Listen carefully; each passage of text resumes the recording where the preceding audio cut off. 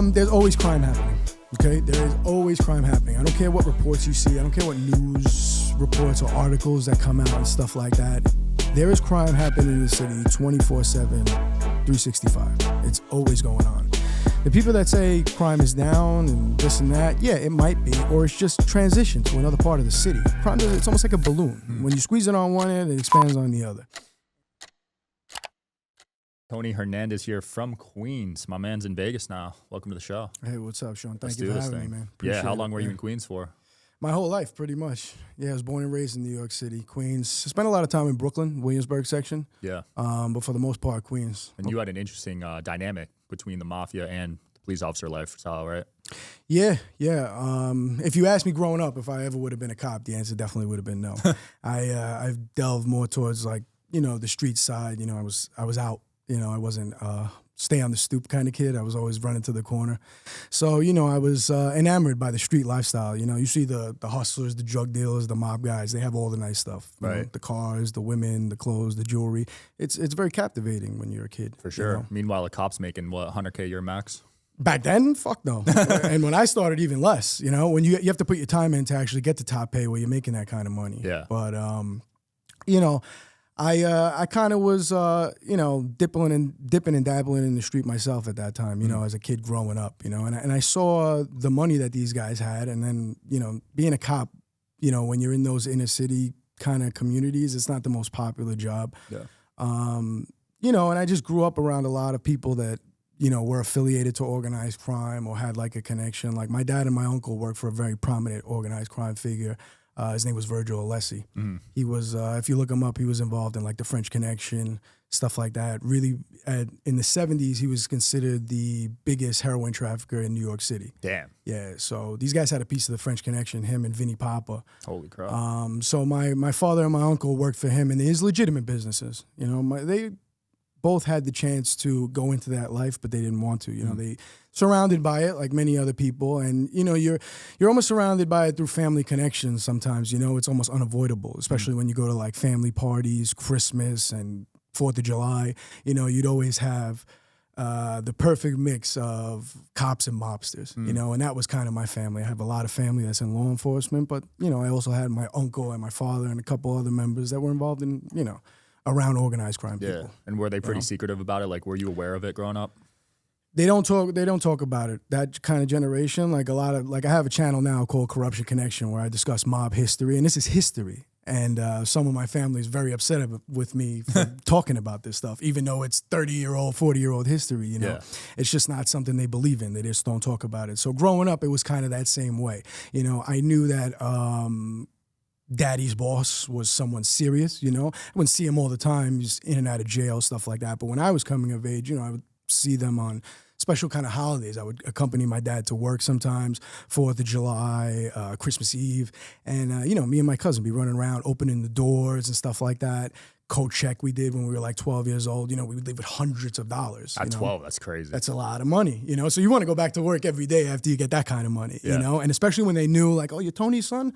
$50, $100. Wise guys throw money like it's water. So yeah, and that was the peak of everything too. Oh yeah, I mean like 90s, you had the Gotti era and stuff like that, but it was still pretty prevalent. I would say the actual, I don't want to say the power, because there is mob out there that's still powerful. Maybe they've changed ethnicities, but there's still mafia out there, or traditional Italian organized crime still exists. Yeah, I feel like Italian was the top back then. They were for a lot of years. They held like, I guess, a 50-year run at the top, which is great for any kind of organization, especially an organization that rivals the United States government, which is the most powerful entity that man has ever known. Yeah, unlimited money. Well, if you look at the government now, in my opinion, they stole a lot of the rackets from the mobsters, through prohibition, if you want to go all the way back to the bootleggers, it was the mobsters who were the big still owners, and they owned the beer barons, they called them, and stuff like that. The government, with the Volstead Act, they outlawed the alcohol, then they eventually made it legal, taxed it, took it over. Right. I mean, you could put the same thing now to the modern day prohibition in my eyes is marijuana. When I was growing up, marijuana was illegal. It was my drug of choice. I experimented with drugs, as a kid growing up in the city. Nothing ever like street drug, like heroin and stuff like that. It wasn't really my thing, but like party drugs, And I like marijuana, but in my time growing up, if you All right, shout out to today's sponsor, Specialized Recruiting Group. Navigating the professional job search is hard. You know the perfect job is out there. You're just not sure how to find it. The good news is you don't have to go at it alone. You just need Specialized Recruiting Group. Connect at srgpros.com. We're here to guide you and help you find a role that fits, all without costing a dime. Meet Specialized Recruiting Group, offering a tailored approach to find your next role. Go to srgpros.com and get on the right course. Your local Specialized Recruiting Group team knows which businesses are hiring and can offer you a path to contract and full-time roles. Don't see the role you're looking for on the website? Well, they also recruit for confidential roles, so give an office near you a call to learn more. Take the next step in your career by starting srgpros.com. you got caught with a joint of marijuana, you were going to jail, you know? And now in Vegas, there's 81 dispensaries, you know? It's like, as long as it's taxed, there's nothing wrong with it. So that was kind of my philosophy growing up, and I guess I was a little bit ahead of my time. Like, I didn't do anything too crazy, but I was in the marijuana game. I like to gamble. You know, you could always find me at the card games playing with the old timers, you know, depending if I was invited, you know, certain places. And I grew up in Flushing, a place called The Hill. It was a generational neighborhood, you know, kind of mixed with those early settlers of Irish, Italian, German. It did have mafia undertones and stuff like that, so you could find illegal gambling spots. But then when the Asians started coming in, and now you saw like a Chinese, the Asian wave, I call it. It came up from downtown Flushing, which was Main Street by the Roosevelt Avenue, down by the 7 line, and then it kind of migrated up towards my way, which was like Main Street in the LIE, and you know, you're half Chinese. You know, you guys love to gamble. Oh yeah. So there was tons of Asian gambling spots, and the one thing about them, they let anyone inside, as long as you didn't cause a problem. If you knew someone, blah blah blah, this and that. Massage parlors, Asian gambling spots, you'll still see them there to this day. So that's kind of what I grew up around. And if you ask me, they're kind of harmless vices. I mean, does some people get hurt every once in a while? Sure. You know, there was just recently, they tried to rob one of the gambling spots down in downtown Flushing, I believe by Prince Street. Really? Somebody got shot in the head, I believe. Damn. But they tried to rob someone coming out of the game. That's a different story. You know, in mob games, in the mafia games, you weren't allowed to rob anybody coming out of there. You know, those games were protected. And if they found out you did it, you were in some serious shit. Sopranos. Yeah, there you go. Yeah, that last season, man, shit went down. Right? Yeah. Did you play a lot of poker? You know, the old timers, we played 7-card stud. And this was almost like a family thing. I remember, you know, being around the table at like Christmas when everything was done, or like a major holiday, New Year's. We'd all get your quarters, dimes, nickels, dollars, and we would play cards around the table, whatever it might be. And I mean, we're going back to I was like 7, 8 years old at this time. Yeah, teaching you young. Yeah. So when I got older, when I was 15, I already had the balls to walk into a professional card game or an illegal card game. And they didn't ID you?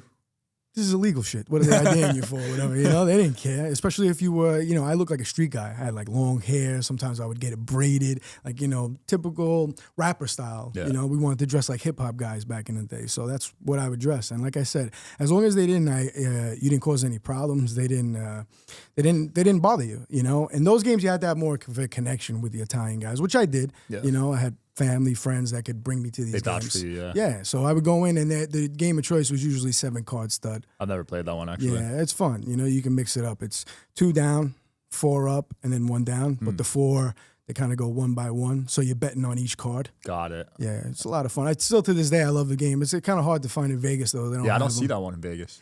Every once in a while, like on the off-strip casinos, like Red Rock, they might offer them, but like on a midday or something like that, they're very far and few between. Hold'em has taken over the world. Yeah, Hold'em's fucking everywhere. Yeah. Did you make money gambling? Yeah, sometimes. You know, the life of a gambler has its ups and downs. I don't know many successful gamblers, and if they are successful, their source of revenue comes from other places. You know, it could be sponsorship, could be something like that. But somebody who's actually grinding out a living gambling, like rounder style, you know, very far and few between. You'll meet them, but, you know, very super rare, and they're usually not flaunting on social media. Yeah, a lot of those guys, they're bullshit. You know, those guys that are flaunt on social media, they're full of selling shit. Their sports picks. They're selling their sports picks. They're selling the brand. I mean, they're selling. They might have a partnership with the casino that you don't know about under the table. You know, I've seen that a lot. Yeah. You know, so was gambling a huge revenue stream for the mob back then? I think it was a huge revenue stream for them back then, and now to this day. Oh yeah. I think that a lot of people still gamble with the mob. You think about it. You don't really have to. You don't have to give a social security number, so you don't have to pay taxes on it. You don't have to come with the money up front, as long as they know how to get in contact with you. You can bet on credit, and they're usually giving you better odds. So it's like, why wouldn't you? I mean, yeah, there's always the fact that you get your legs broken, but that's that's because you're not paying your debts. If you pay your debts, they're gonna treat you like gold, because you're the golden goose here. Right. I wouldn't want to owe the mob money. I don't think anybody wants to owe the mob money, I'm sure you witnessed some crazy stuff back then. Oh, yeah. So you leaned towards that side, but you ended up becoming a police officer. So what was that moment that kind of turned you over, I guess? Well, I mean, like I said, so my foray into the restaurant business was doing that coat check, right? And I saw that, but I was still dipping and dabbling in the street life, with my marijuana, with the gambling, and just being in a lot of certain unsavory locations that I shouldn't have been. A lot of strip clubs where a lot of hustlers hang out. You're at illegal dice games that could get really dicey right now. Things saw like with that. Amigos, the dice game. Yeah, I talk about that in one of my interviews I've done. That the guy just got killed over a dice game. It could happen at any time. You know, like guys get upset. And it's thousands of dollars there, and you might even be the bank. Like, just playing against everybody like it's a friendly game, and somebody's waiting to take your money when you get out of there, and how are you going to defend yourself? You got to have some kind of weapon. So it does happen. Oh, yeah, sorry to cut you off. No, not at all. You lean towards that life. So going like with my foray into the restaurant, I saw a lot of money legitimately. You know what I mean? Like the marijuana and the gambling was cool and stuff like that, but working a mob connected birthday or Sweet 16 or one of those kind of events that they would have. And I would work in I followed in my father and uncle's footsteps. I would work in different bars, restaurants, catering halls that these wise guys had owned. And I started making like legit serious money, cash, way more than I was making doing all my other hustles, even though I left them there, I still was getting revenue from them. And I guess at one point, after years of doing it, the fast lifestyle, like I had to network a lot. You know what I mean? So I would meet people behind a bar, and people are so chummy with you when they have a couple of drinks in them and they like you, that I would get invited to all these places. What time you get out of work, Tony? Oh, all right, meet us over here, whatever. Or I meet owners of certain locations, and I would show up.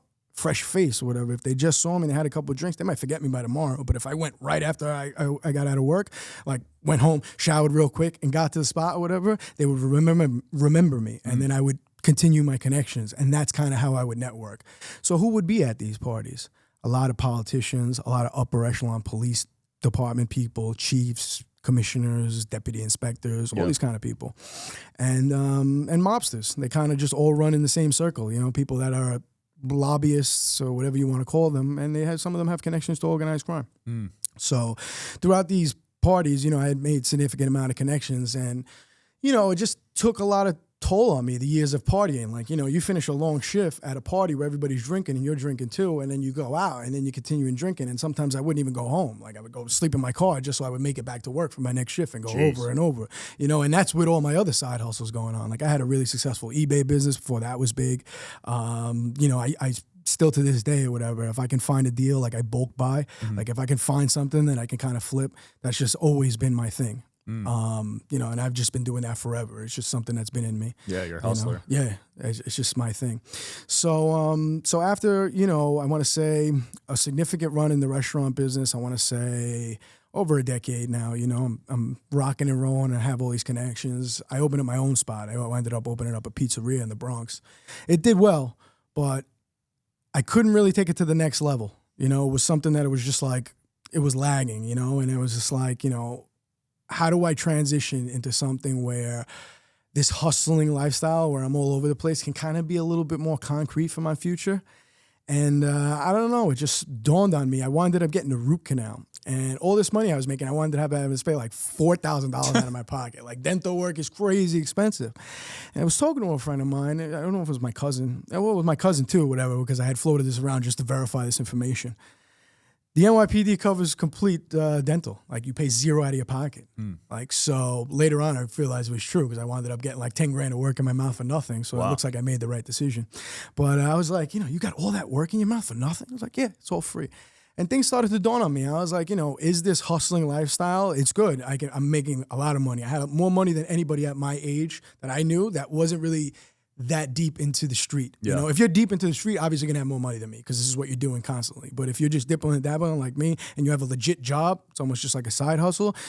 I was up there with the best of them. You know, I was making crazy money for my age. But as fast as you make it, as fast as you spend it. You know what I mean? I would have to be at a bar with the guy who owned it and have to buy drinks for everyone. You know what I mean? So that just round right there is $400. You know what I mean? You can go out 2 nights maybe as a single guy with 400 and buy drinks and still be okay. But I would have to do that as a constant daily basis to network, to show I belong to you. I'm in the clique, you know. I'm not just some fucking bartender you met that don't have money. That's your whole know? salary. Yeah, it was like, you know, it was a lot of money. Sometimes, I don't know if I would spend, I would make a lot of money. Like I would leave, I don't want to say what my best day was, but thousands. Damn. Yeah, as a bartending? male bartender, I was always good looking. You know, that I would flirt, I have personality. You know, girls would drop money just like the guys. You know, but it was that kind of money, that kind of revenue that was coming in that I think spoiled me in a way. You know, because it's kind of hard to make that money anywhere else, unless you're like a hot chick or a stripper or whatever, maybe. But you know, I started seeing that the hustling lifestyle, I couldn't really maintain. It wasn't sustainable. You know, I couldn't really sleep in my car anymore or go out and drink. Like, you know, I'd have hangovers now. It was like getting to that point. And I said, you know, I needed something a little more serious. And I didn't think about it overnight. Like, you know, it just kind of gradually started happening. Like signs were getting pointed at me. You know, I have like maybe the shittiest night I ever had bartending. And I was like, damn, what am I doing? And then like certain things like, just the marijuana game, you know, started drying up and certain connects I had would disappear and people act funny and just certain things, you know. And I was like, you know what? I know a lot of people. I have a lot of family in law enforcement. I said, you know what? I'm going to reach out to a couple of chiefs I know. We ended up meeting them at a networking event. It was at a catering hall in Howard Beach. And I told one of them who is, I don't want to say his rank, but he's up there. And he was like, I told him I want to become a cop. He's like, you want to become a cop? He's like, yeah. He's like he was totally blown away. Like, no way. Like, you know, and I said, yeah, you know, I want to become a cop. All right. You know, so he invites me to this, I thought it was going to be like a dinner, and I kind of got ambushed. It was like 3 upper echelon people from the department, and they were like, you know, what do you think about undercover work? And it was like, you know, kind of ambushed, you know. I thought they were just going to tell me like, oh, it's great. You know, you want to be one of us. We'll figure out where you want to go, you know, blah, blah, blah, whatever. But they immediately like, latched onto me and were like, you'd be perfect for it. You know, we'll put you here, you'll do this. And initially I had said yes. I was iffy. I was on the wall about it, but initially I had said yes. Yeah. You know, and I had ran it by my dad and he was completely against it. Like he flipped the gasket, like, cause he comes from a time where, you know, informants got killed, you know, it's not, they still got killed, but it's not, ratting was a no-no. All that kind of shit was a no-no. So, you know, he was like, what are you going to do for it? You're going to get killed for this. You're going to sacrifice your life. And, you know, he was right in the end of the day, you know, so I kind of backed away from the idea. I told him, no, you know, the whole idea was for me to change my appearance, which I did. Like, you know, I always had facial hair since I was like 14, I think, you know, maybe even younger. And I shaved. I stopped hanging out in the spots I was hanging out in. And I put on some weight. I totally looked like a different person. And when it came down to it, when I really had to just go in there and say, I'm going to do this with you guys, I told them no, you know. And, you know, they didn't back away right away. You would think they'd be like, oh, okay, bye. No, they were like, well, if you don't want to do it on the street, you know, I was like, listen, I know too many people. I was hanging out in Washington Heights, you know, with the weed. There's the best weed in the world up there. I was gambling at spots in Middle Village, Flushing, so in Queens. Spent a lot of time in Williamsburg and Brooklyn. So I'm all over the city. Yeah. You know what I mean? I'm all over the place. Everybody knows me from different walks of life. You know, I'm networking with a upper echelon chief of department one day, and then the next week or whatever, I'm hanging out in a strip club with a drug dealer. You know, it's just the way that it was. You know, it's just kind of gravitated towards that kind of stuff. Yeah. So they tried to get me to go undercover in the academy. They were like, you know, why don't you go into the academy, kind of weed out the corruption, all that kind of stuff. And, you know, at first I was like, all right, maybe I could do that. And then I started thinking about it and I was like, you know what? It's not only about weeding out the corruption. It's the NYPD is a business at the end of the day. So they also want to weed out the guys that are maybe going to cost a liability that'll cost them money down the line. And I saw that a little bit as dirty work, you know, and I was like, you know, that's just not me. Like, I might be ratting on a guy that's just, you know, you said about 100K. I started out making $44,000 a year. Damn. That, like, talking about quarter life crisis, I was like, what the hell did I do here? I was like, I'm making fucking hundreds of dollars a night or whatever, and now I'm making $44,000 a year, which translates to, I think my paycheck in the academy was $1,150 every 2 weeks. Damn.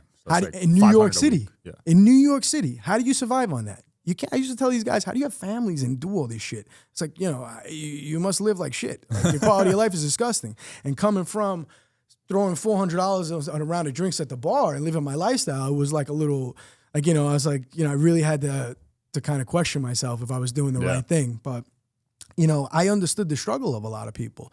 So how was I going to inform on some guy who's maybe got a second job, which you're not allowed to do in the academy? So I said no. I was like, you know what? I can't do this undercover shit. And I picked the next best thing, which was transit. I don't know if you ever seen the movie Money Train. I haven't. Wesley Snipes and Woody Harrelson, they're like two plainclothes anti-crime cops, and they work in the subway. And I was like, I bet you those things still exist. And I started looking into it. Like, yeah, those are like plainclothes guys. They can go citywide and stuff like that. It's basically undercover work until you actually say, hey, you take out your shield. So you're hey, not in uniform? You're not in uniform. You're riding the trains like an everyday civilian. So eventually I knew I wanted to go somewhere along those lines for the most part. Yeah. So I got into the transit was a good place to be. You get overtime and everything. So I picked transit. So they did me the favor and they put me in transit, and that was kind of the start of my career. How much crime was happening on transit, on the subway? There's always crime happening. Okay, there is always crime happening. I don't care what reports you see. I don't care what news reports or articles that come out and stuff like that. There is crime happening in the city 24/7, 365. It's always going on. The people that say crime is down and this and that, yeah, it might be, or it's just transition to another part of the city. Crime it's almost like a balloon. When you squeeze it on one end, it expands on the other. And you could see that just with Times Square in the Bronx. When Times Square was all prostitutes and stuff like that. When they decided to clean it up, all the pimps and prostitutes and all the peep shows and get them all out of there. I know Giuliani was big in cleaning all that up. Where do you think all the pimps and prostitutes went? Do you think they just died? No. They went to places like East New York, the South Bronx. It's like a balloon. Just inflates in other areas. So they might be like, oh my God, look, crime in Times Square is so much down. Yeah, but you're not accounting for other parts of the city. And also the fact that a lot of crime goes unreported. A lot of people will not report the crime just because they don't want to lose time out of their day. If you're a tried and tested New Yorker, you already know how the system works. You're going to go down to the precinct. You're going to stand for somebody lining you up, and you got to sit through the lineup, or you might have to go through books of pictures and this and that. Then you have to come back. All it is costing you time and money to put this scumbag away. Right. Why should you do it? That's what a lot of people think. Like, I can't do it. I don't have anybody to take care of my kid. I don't have anybody to work my shift. My boss won't give me off. I'm behind on my rent. You name it. Everybody has an excuse in New York, and it's a valid excuse a lot of these times because you got to have 10,000 hustles just to survive. So why am I going to take my time out of my day? And that is something that I think needs to be accounted for. And if it is, the numbers are definitely skewed. I think whatever percent that they're given, it's a lot higher. A lot of New Yorkers seem to be desensitized to crime. When you see the videos of people on the subway and there's a crime right on the video, and they don't even care. You know what it is? They had to make a campaign in New York. If you see something, say something, because we're used to minding our business. Yeah. And I think that was kind of just us growing up in these neighborhoods. Like, you saw something or whatever, you keep your mouth shut and mind your business unless you wanted it to be affected. You wanted to be affected by it. You know what I mean? And that's just, I think that's a rule that kind of carries over for the whole world. Even nowadays, like, people don't want to get involved because if you get involved, something could happen to you. I mean, we're talking about subway situations. Look at the recent case with Daniel Penny. He was acquitted, thank God, But what was he doing? An ex-Marine trying to help someone on the train, crazy person on the train, attacking, menacing, whatever you want to do, harassing, whatever you want to say, harassing people.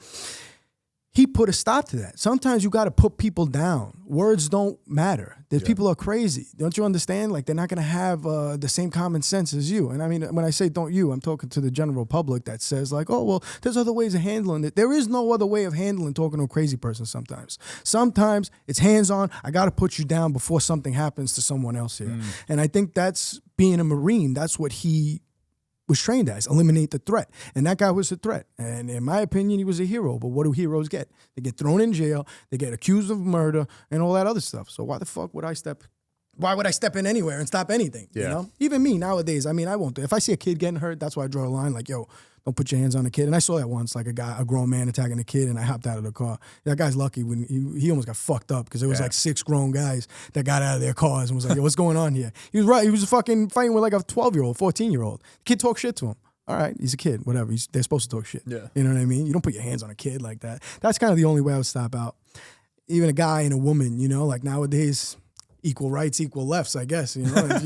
If you're equal as a woman and you throw hands at a man, you better be ready to get hit back. You see the woman that got burned?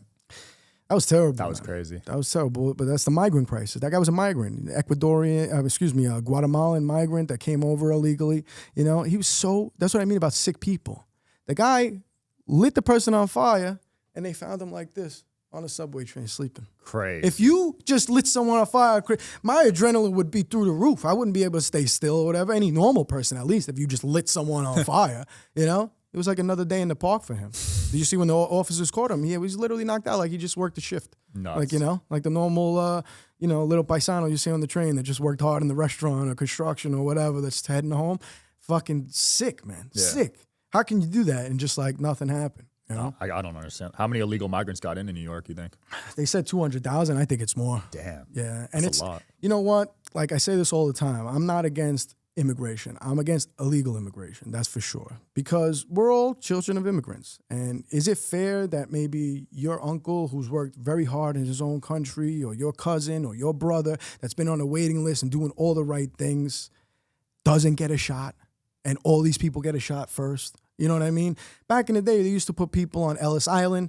If you had this kind of disease or this, it was almost like a incubation period or kind of like waiting period to see if you passed to go on to the mainland or whatever. We should bring back something like that. Just letting them come over unvetted. You don't know who it is. There's tons of single males. This is not like, South Americans trying to come over to work better. We've got a significant gang problem now in this country because of this open border. The Venezuelan gangs. El Tren de Aragua, they call themselves, the Araguan train. They are a transnational organized crime syndicate. We're not talking about just some regular gang members here. I mean, they have tentacles that stretch back to Venezuela. They control migrant smuggling in Chile. I mean, if you look at all the recent articles in the news, I mean, they supposedly took over an apartment complex in Colorado. They shot at cops in Times Square.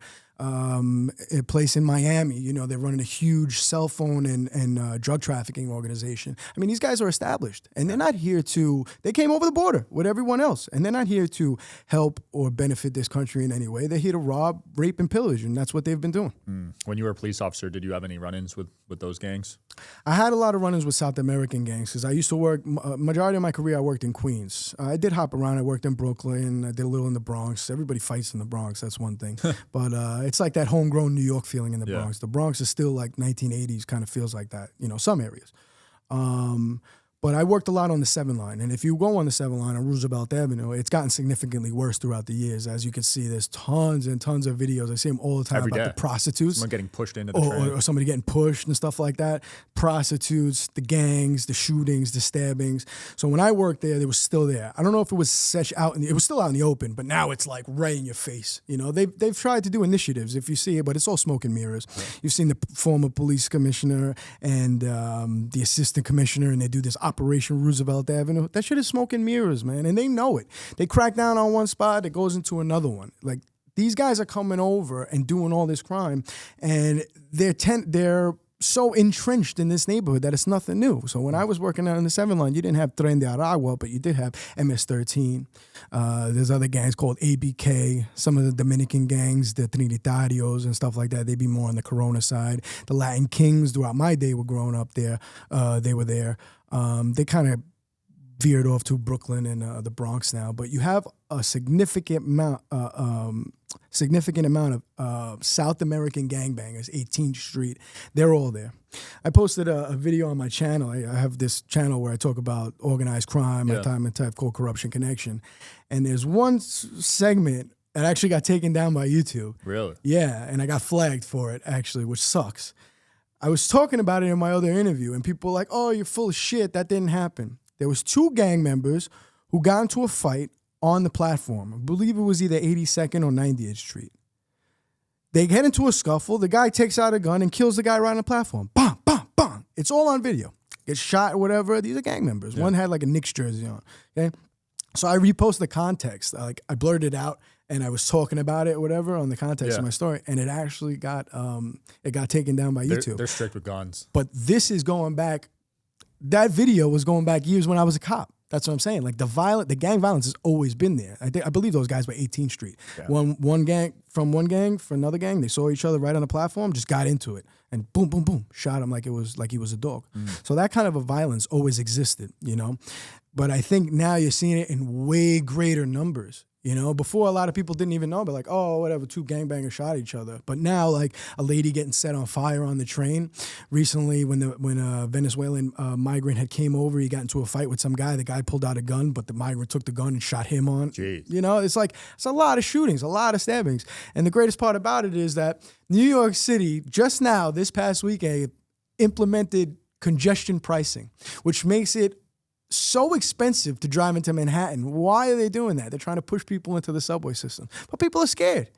Well, how can you raise the price on them going into the city or whatever, driving? They're like, oh, it's a win for New Yorkers. What New Yorkers? Who's winning when you got to pay more at the toll? Or forcing me to go take my life in my hands now riding the subway, you know? I could maybe afford the Uber or whatever for $10, you know? And they raised the price of the subway.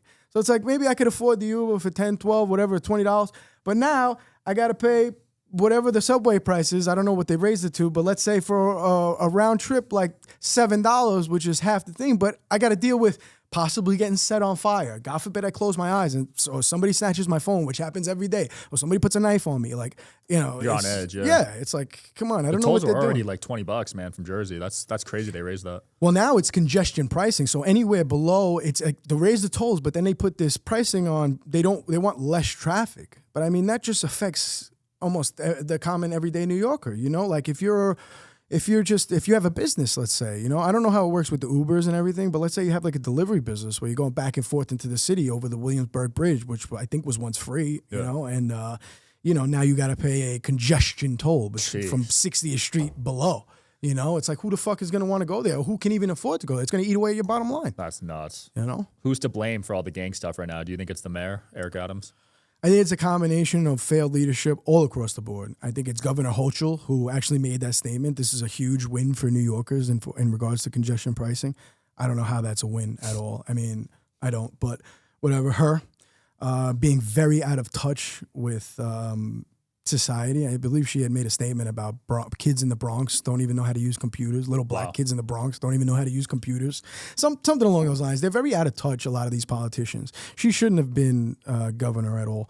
But and then you have Eric Adams, who's the mayor, who's currently under indictment. And, you know,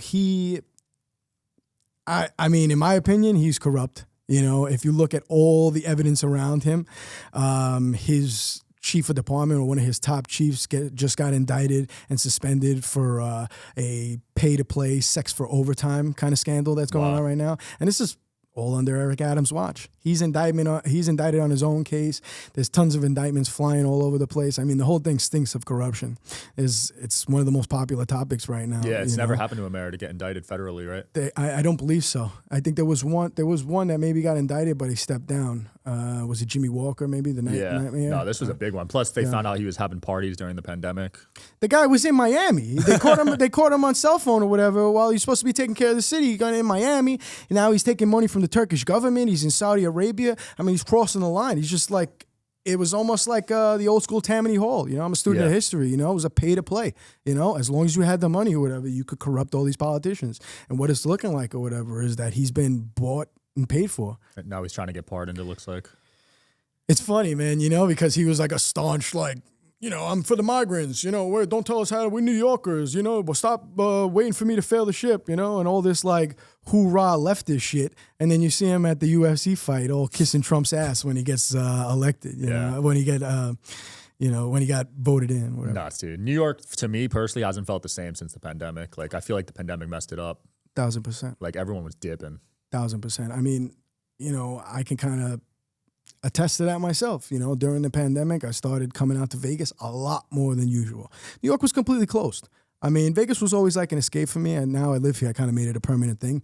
But I mean, during the pandemic, it was a no-brainer. They kind of had some sense here. Like, listen, like, you know, it was not as many people as normal, but things were still open. You could kind of get around. Yeah. You know, New York, it killed small businesses. A lot of people couldn't reopen. And if you saw a lot of people that did reopen, they weren't the same. Some changed, some didn't. They were no longer 24 hours. They had that stupid fucking sidewalk seating thing or whatever. That was just a money grab by the city, you know? And all these, that's what I feel like. It's just money grabs. That's when I say when the government took all the mob's tactics, you know, all they did was make them legal. They're in the marijuana game now. They're sports betting, you just name it. And it's like all these things that they're doing, these hidden taxes, are just tricks they learned from organized crime. They just made them legal. Doesn't mean they're good. Yeah. You know, some of them are good, but some of them are terrible. They ruin everything. It's crazy because you look up, like, as a kid growing up, to respect the government and police officers, and then you realize they're corrupt too. Yeah, they're worse. To be honest with you, listen, I've had experience with mobsters, politicians, cops, lawyers, judges. Like, I've had experience with all of them. Sat down at tables with them, broke bread with them, been to events with them. The legal side are some of the most corrupt scumbag people that you'd ever meet. A mobster, if you gave him your hand and you shook hands with him, most likely 99% of the time he gave you his word was bond. Yeah. I mean, I've done so many legitimate business deals. Like, if I knew I was going to borrow money from someone, I don't want to give you your money back or whatever on, you know, organized crime or something like that, bookie, like, you know, loan shark, you shake their hand or whatever, like, you put my bet in, yeah, my bet, you know, your bet's good that you're coming with the money. I've always been an entrepreneur, you know, so now that I'm older and I do these more bigger deals like real estate and stuff that I'm into, and you give people your fucking hand and you shake it and you even have contracts, they intentionally don't fuck you because they'd rather go you know, you're not going to spend the time to go to the legal system and sue me and it costs time and this and that. Yeah. It's like they already have it in your head to fuck with you, you know, and you know, I've seen that with a lot of quote unquote lawyers who are, you know, supposed to be the most respectable people, and a lot of politicians, you know, just scumbag behavior that you would never see from a mobster ever, you know, but, you know, politicians are, you know, they're just the breed of their own. Well, the legal system's 100% been weaponized. You saw that with Trump, and you're seeing that in New York. The New York's conviction rate's, what, 98%, something crazy? I could tell you personally, from dealing with the ADAs, dealing with the Queens District Attorney, where I made a lot of my arrests, Brooklyn is like a free-for-all. They only want the most serious thing. Like, if you got caught with a gun in Brooklyn, it used to be like a year and a day. Now you can just, the whole city, you can just basically get out. Wow. But they select. The arrest process is all selective. 98% because they know what they're going to win and what they're not going to win and how much publicity and this. It's all politicized, you know? And like you said, once it becomes political, you can weaponize it.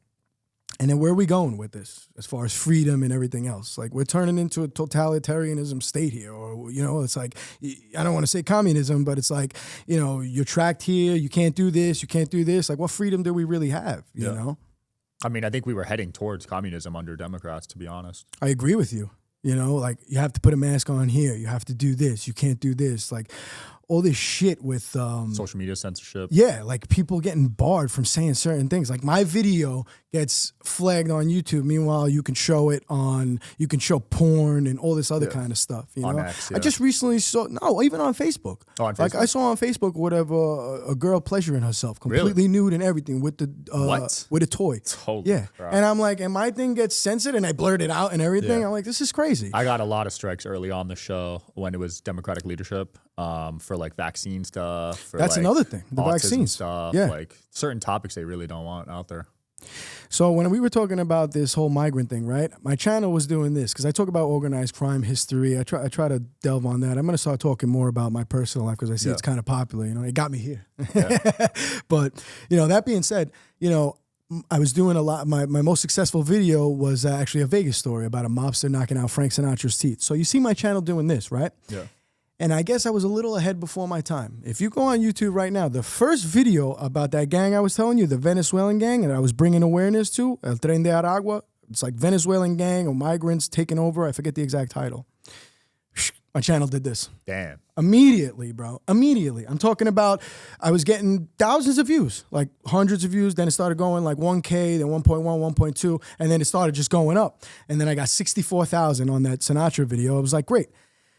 All of a sudden, and you could look this up, there's not a video before mine, I believe, on YouTube about this gang. I was the first one to ever put a video out on them, and it fucking did this. Now that it's the hot topic, they could talk about it or whatever, now all the videos are doing well. But when they don't want you to talk about something, I don't want to call it a shadow ban or whatever, but I mean, Jesus, like all of a sudden, it was the same kind of video quality. I didn't really change anything. I'm talking about a news story, but it's because what they didn't want to hear at that time, I feel like they shit on that video 100%. And my channel went down. And ever since then, it's been hard for me to like gain that momentum that I had. No, I've had that with certain guests. If that platform doesn't like the guests, I have them on. My views the whole month will be shot just because I had that person on. It's bullshit. Yeah, because they shadow ban certain people Or some of them full on ban people, and then I'll have them on. And then if I post them on that platform, my views are down 90%. Really? It's crazy. But I think times are getting better now. I think we're due for a change. I think people have just had enough of it. You know, you can have your little left side or whatever. Obviously, you can tell by the way I talk. I'm not a leftist. You know, I'm not even an extreme rightist. I'm like whatever makes sense. Yeah. Sometimes the left does make sense. Most of the time, no, but sometimes they do. And then I take everything with a grain of salt, and then I kind of develop my own hypothesis here. You know, so when you go too far left, when you start to question biology and stuff like that. Oh, men can have babies and all this kind of shit. Like, that's a mental illness now. You know what I mean? Now we're talking about a different side of the spectrum here. You know, we no longer can have an intelligent debate about men and women if you're sitting here telling me that a biological man can get pregnant. I've 100%. totally shut myself off to that, you know? Which way did the mob guys lean politically from what you saw? Well, I think most of them kind of supported Trump, I would say. Like, I'm trying to think like the later years or whatever, who I would know. Like, growing up, I think they were all very friendly with the Democrats from what I could see, because the Democrats could be corrupted. Yeah. You know, like Schumer, like those guys have been in power for fucking so long. Pelosi. Pelosi's the best stock trader in history. Right. You know? But, yeah, I mean, I think that most of the mob guys were friendly with the politicians as far as the Democrats, because they were corruptible. You know, did they like, the Republicans that were tough on crime and stuff? I think in some aspects, yes, because for the most part, nobody really wants crime and shit in their neighborhood. And they're criminals. They know. Like, they all live in nice areas, you know. But they only hurt each other. They weren't hurting random people. That's why I respect it, too. That, too. I put it's part of my intro. It's from the famed French Connection detective, Sonny Grasso. This is a guy who busted up the ring. Him and his partner, Eddie Egan. They were two of the best criminal detectives I think that the NYPD's ever seen, in my opinion. And Sonny came from East Harlem, which was Italian Harlem, and that was the mecca of heroin trafficking back in the day. Everybody thinks about the cartels now, but the real original cartels were the Italians. Had it before, maybe like Jewish and a lot of other of the gangsters. They were big into heroin importation, morphine, and stuff like that. But what we know as, I guess, the modern day drug trafficking organization were the Italians, the French Connection, which was primarily based out of Italian East Harlem. That's where most of the dope in the country came from. Okay. Who do you think the most powerful criminal organization is right now? Do you think it's the cartels? I would say so. Yeah. Definitely the cartels, definitely certain countries, I would say, in the Middle East. They have, they're very rich in the opium, like I was saying, the Golden Triangle. There's a lot of warlords that we hear about that never have even done jail time and have been some of the biggest drug traffickers ever. Kumsa, I don't know if you've ever heard of him, from like out of Burma. No.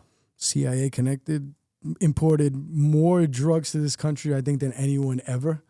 And I don't think he ever did a day in jail. Damn. So, I mean, those guys are the most powerful criminal organization, I guess, is the United States government now, because they're connected to all these people. Yeah, for real. Without them, they wouldn't exist. You piss off this government or whatever, they'll come after you. I agree. Let's end off with some food. Best pizza in Vegas.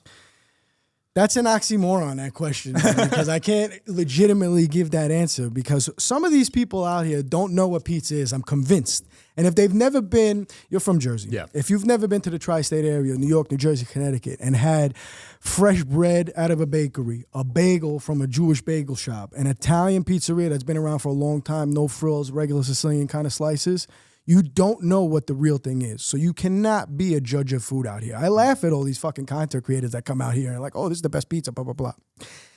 In my opinion, even the ones that come over here that try to open them up, they're still a little off. Like Prince Street Pizza came over and they opened up in the Durango. They're good, but they're still a little off. Like the crust is very different. I like a place called Manzu. They do their homemade pasta. They also do pizza, wood fire grill. It's good. It's very good for Italian food. What about bagels? After they hear this, we're going to go for dinner, so we better get this comped, all right? We definitely need that shit comped. What about bagels? I've been struggling on bagels, bro. Bro, bagels are non-existent here. Let me tell you. They don't exist. There's one place. It's in the middle of Henderson. I forget the name off the top of my head. they're okay, but I wouldn't even send anyone there because they're going to be like, right? What is it? Einstein? No, hell no. No. Einstein, Bagel Mania, all these New York Bagel, Buffalo, it's all garbage. And this is coming from a New York. I was in the food industry, so I'm a little biased, but just a regular no-frill shop. There's tons of bagel stores and pizzerias that I've never even been to in New York City. And when I go for the first time, I expect them to taste good, and they usually do. They don't disappoint. Yeah. When I go to these places, I went to this place, and I mean, I hate to shit on a business, but they weren't really nice in there anyway. It's called the Bagel Nook, okay? The girl goes behind the fucking counter to give me the bagel. I swear to God, I thought it was a wax model. It looked fake. It looked like they painted on the everything seasoning. I was like, that's what you're going to give me? That's like it? And it tasted just like it looked. Jeez. So that's why I'm convinced they spend all this money to open up a spot. They really don't know what it tastes like. Because if you invested that much money into a business, you wouldn't be selling that kind of product. Yeah. I'll tell you that. I mean, maybe they do well out here. I don't know. 'Cause I think the majority doesn't know. Well, that's the thing, though. Might be a little opportunity or whatever for somebody to take it over. But people that grew up here and in Cali, they never had an East Coast bagel or pizza. I know that. I know, and I can tell right away because the recommendations I get, like you say my favorite pizza, and I don't even want to say it because it's like somebody's going to come to me and be like, that's your favorite pizza, Tone? And I'm going to try to tell them, like, I understand. But like Manzu's, pretty good. But I love it. They're not, I'm not walking into a spot and ordering a slice. It doesn't exist. Facts. Doesn't exist, bro. There's a couple, but It's been a blast, man. Anything you want to close off with here? No, man, just everybody, thank you for having me on. I really appreciate it. Good luck with everything here. You guys are doing great work. You have a nice place and everything. You and, too. Everybody come follow me. Check me out on my channel. I do Mafia History, live on location. I'm all over Vegas, New York, and, I'm trying to grow it, so soon enough you'll see me here doing this whole thing. Absolutely. Yeah. Keep your stuff low. Thanks for coming on, Corruption man. Connection. Thanks a lot. Peace.